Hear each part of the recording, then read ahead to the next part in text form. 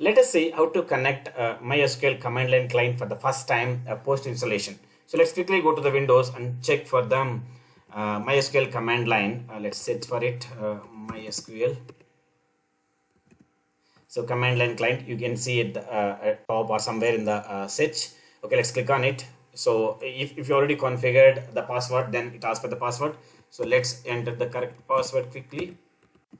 And it shows you the information, version information and all. Now you're connected to the MySQL server using command line, and let us see what are all the list of databases are there in the server.